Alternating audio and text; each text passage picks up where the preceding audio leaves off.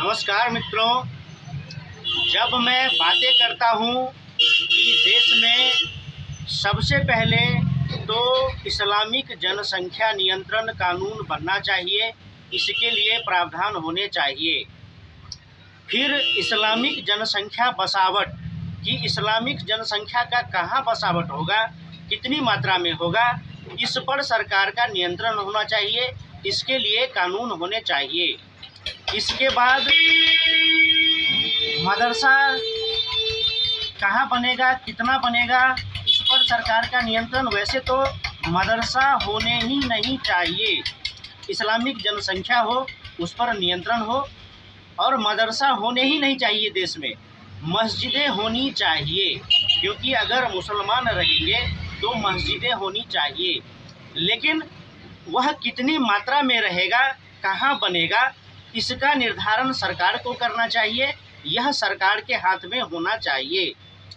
और इसके बाद कि कितने मात्रा में कब्रिस्तान होंगे, यह भी सरकार के नियंत्रण में होना चाहिए। तो इन सब चीज़ों के लिए सरकार को एक प्रावधान करना चाहिए, उसमें नियम कानून बनाना चाहिए, जिससे कि आज जो देश भर में इस बात की चर्चाएं हो रही है, समस्याएं हो रही है कि आज जो 25% है कल को 50% हो जाएंगे, तो फारस की तरह भारत में भी होगा, भारत भी इस्लामिक मुल्क बन जाएगा। तो इसका उपाय तो यही है कि सबसे पहले इस्लामिक जनसंख्या नियंत्रण, उसके बाद बसावट नियंत्रण, उसके बाद मदरसा होने ही नहीं चाहिए, मस्जिद होने चाहिए, उस पर सरकार का नियंत्रण होना चाहिए, कब्रिस्तान होने चाहिए, उस पर सरकार का नियंत्रण होना चाहिए। अब आते हैं, कई बार बातें होती है कि बहुत सारे पागल कुत्ते घूमते हैं, और जब तक उन पागल कुत्तों को गोली नहीं मारी जाएगी तब तक बात नहीं बनने वाली है।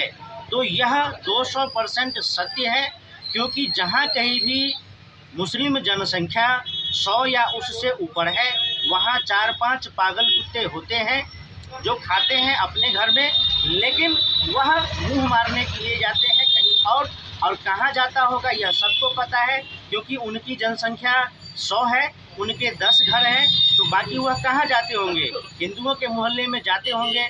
और फिर वह जो घात लगाकर काफिरों का कत्ल जो सीखते हैं, जिहाद सीखते हैं, दारुल इस्लाम सीखते हैं, शरिया सीखते हैं, यह सब बातों का वो वहाँ पर प्रैक्टिस करते रहते हैं।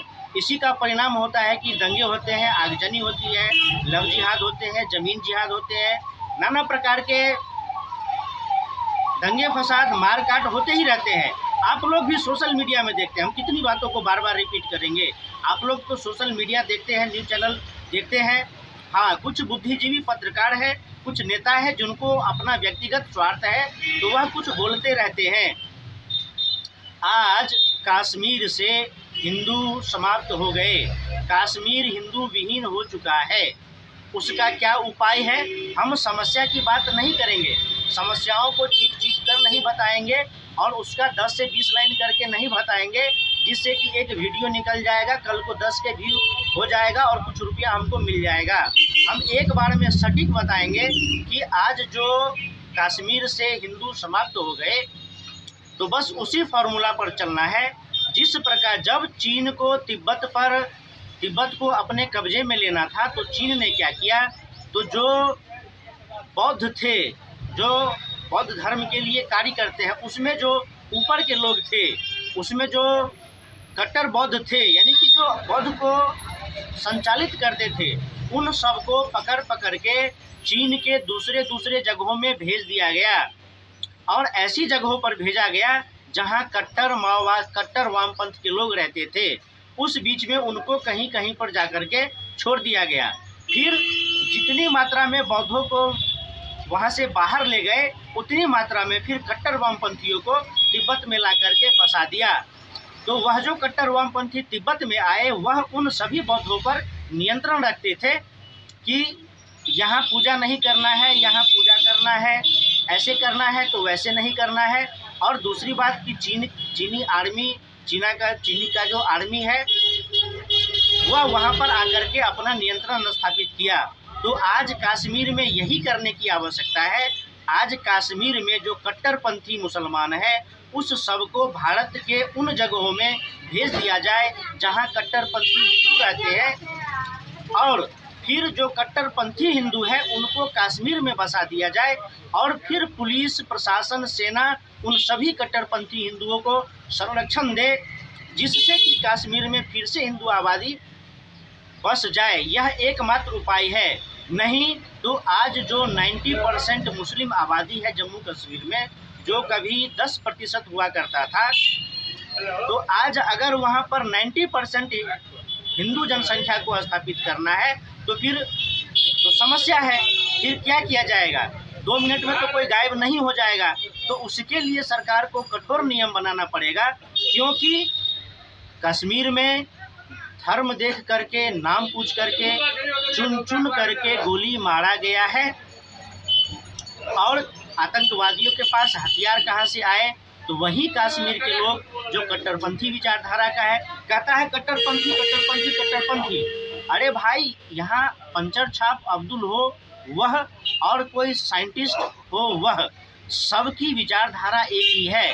अब जो हत्या कर दिया वह कट्टरपंथी हो गया, और जज फखरुद्दीन, जज बदरुद्दीन जो है, जो कहता है कि हम रामदेव को ऐसा कर देंगे या हमको गोली मारने की बातें करता है, बहुत सारी बातें हैं।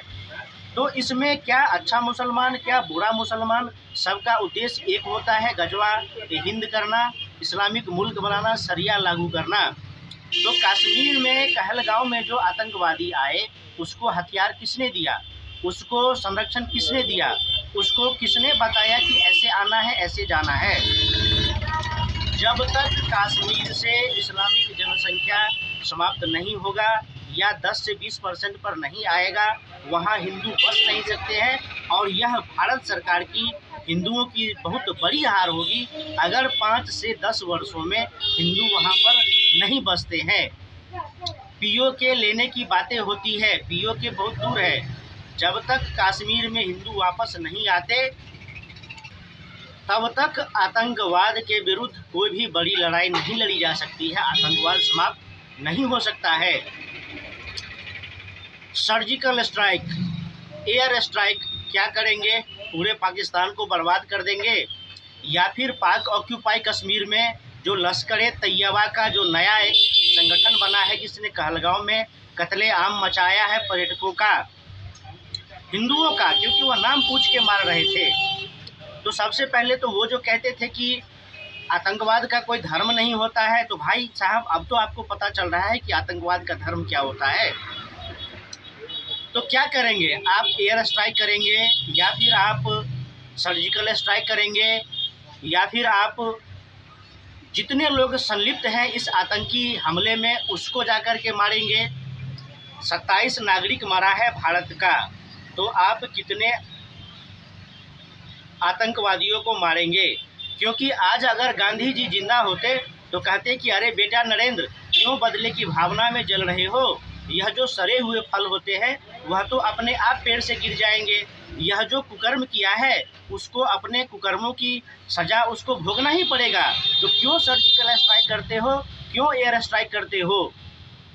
तो बहुत सारे लोग इस प्रकार की फालतू बातें भी करते हैं, लेकिन इसका उपाय क्या है? इसका उपाय है कि आप पाकिस्तान को गाजा बना दीजिए। अभी जो इजराइल किया है गाजा का हाल, वही हाल आप कर दीजिए पाकिस्तान का। आप सबसे पहले पीओके लीजिए। मैं भारत सरकार से यही कहना चाहूँगा, देश की जनता से यही कहना चाहूँगा, हिंदुओं से यही कहना चाहूँगा कि सबसे पहले पीओके लिया जाए, फिर पाकिस्तान 4 टुकड़ों में तोड़ा जाए, देश के सेना को तैयार किया जाए, देश के जनता को तैयार किया जाए, उनको एक लक्ष्य दिया जाए, उनको एक ट्रेनिंग दिया जाए, उनको एक विचारधारा दिया जाए कि यह हमारा शत्रु है, हमें इसका संहार करना है, हमें इसका समूल नाश करना है। क्योंकि अगर इनका समूल नाश नहीं करेंगे तो 5, 10, 15, 20 करके हिंदू मारे जाते रहेंगे, कश्मीर में भय का माहौल बना रहेगा और देश में दंगे फसाद होते रहेंगे। अजीत डोभाल को नहीं लगता कि देश में गृह युद्ध है।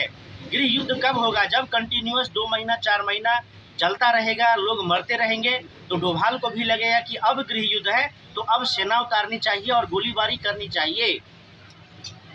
लेकिन अगर आप पुलिस का रिकॉर्ड देखेंगे, पूरे देश भर के पुलिस का रिकॉर्ड देखेंगे, तो यह जो विशेष समुदाय के लोग होते हैं, यह जो पंचर छाप अब्दुल होते हैं, राशन लेने में 60%, सीएम आवास योजना लेने में 60%, फ्री का मेडिकल लेने में 60%, फ्री का एजुकेशन लेने में 60%, फ्री का गैस लेने में 60%, और जो जीडीपी है देश का, इनकम टैक्स कितना भरता है, तो 0%। तो मुफ्त में भारत सरकार अपने लिए, देश की जनता के लिए सपोलों को क्यों पाल रहा है, सांप को दूध क्यों पिला रहा है?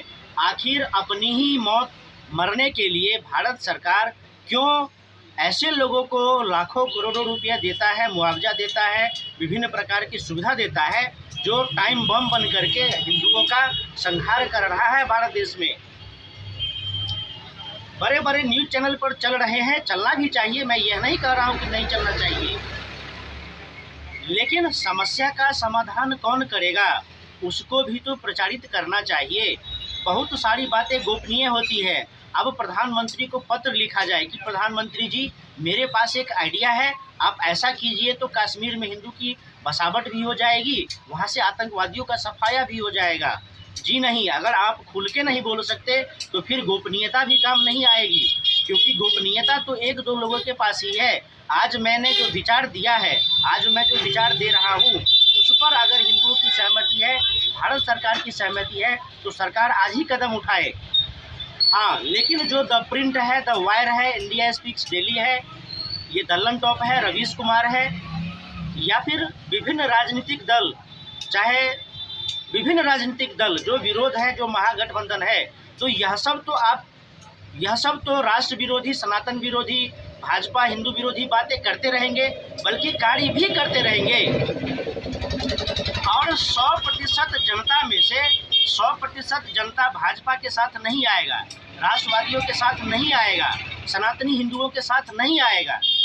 वह उस हिंदूवादी विचारधारा को लेकर के नहीं चलेगा। लेकिन देश का 60% जनता भी अगर सही मायनों में सच्चा हिंदू हो जाता है, सच्चा राष्ट्रभक्त हो जाता है, सच्चा सनातन का सेवक हो जाता है, और वह मोदी योगी को फॉलो करता है, वह नाथूराम गोडसे को फॉलो करता है, वह विनायक दामोदर सावरकर को फॉलो करता है, वह महाराणा प्रताप वीर शिवाजी महाराज को अपना आदर्श मानता है, 60% जनता भी जब यह ठान लेता है कि हमारा देश अखंड भारत होगा, हमारा देश हिंदू राष्ट्र होगा, हमारे देश से हम अपने शत्रुओं का सफाया करेंगे, हमारा देश है, यह हमारा अधिकार है कि हम यहाँ किसे रहने दे, किसे नहीं रहने दे। आज कोई भी हिंदू, कोई भी मुसलमान, कोई भी अमेरिका में बिना वीज़ा पासपोर्ट का नहीं जा सकता है। गुलाम तो हम अंग्रेज के भी रहे, गुलाम हम अंग्रेज के भी रहे, अंग्रेजी शासन व्यवस्था भी था भारत में, लेकिन क्या आज अंग्रेज है? नहीं है। चर्च है, लेकिन क्या जो अंग्रेजी अत्याचार होते थे वह हो रहा है? डायरेक्ट अंग्रेजों का कोई दखल है? नहीं है। चर्च है, ठीक है, सीमित मात्रा में है, वह दंगे आगजनी नहीं करते, लेकिन यह जो इस्लामी आक्रांता थे, यह जो इस्लामिक इम्पीरियलिज्म है, इस्लामिक साम्राज्यवाद है, इसको हम देश से क्यों नहीं उखाड़ पाए? इसको हम देश से समाप्त क्यों नहीं कर पाए? जब डायरेक्ट एक्शन हुआ था उस वक्त गांधी अगर गोपाल पाठक को नहीं रोकते, या गांधी राष्ट्रवादी हो जाते, गांधी सच्चे सनातनी हिंदू हो जाते, तो न विभाजन होता, न आज यह दिन देखना पड़ता हमें देश में। और आज का जो बहुत हास्यास्पद है, आज का जो सुप्रीम कोर्ट है, यह सब भारत राष्ट्र के खिलाफ है, सनातनी हिंदुओं के खिलाफ है। आज का जो यह भ्रष्ट तंत्र है, चाहे पुलिस में हो, चाहे प्रशासन में हो, हर जगह भ्रष्टाचार है। यह आज से नहीं कहा जा रहा है। मोदी सरकार भी आया है तो यह कह करके कि हम भ्रष्टाचार को समाप्त कर देंगे, और भ्रष्टाचार को एक हद तक समाप्त कर भी दिया गया है, लेकिन न्यायपालिका में भ्रष्टाचार है वह समाप्त नहीं हो रहा है। आज कॉलेजियम सिस्टम को समाप्त करने की आवश्यकता है, यह नहीं हो रहा है। यह होना चाहिए, बहुत जल्द होना चाहिए। बहुत सारी बातें हैं, बस एक चीज़ है कि अगर हिंदुओं में एकता नहीं है, अगर हिंदू बटे हुए हैं तो हिंदू कटेंगे। आप कल्पना कर सकते हैं कि कश्मीर में आतंकवादी आए, लोग पिकनिक मनाने में लगे हुए थे, लोग खुशी मना रहे थे, आनंद मना रहे थे। उसमें ऐसे लोग भी थे जो नए शादी करके हनीमून मनाने के लिए आए थे, और आतंकवादियों का गिरोह आता है, नाम पूछता है, नाम पूछ करके गोली मारता है।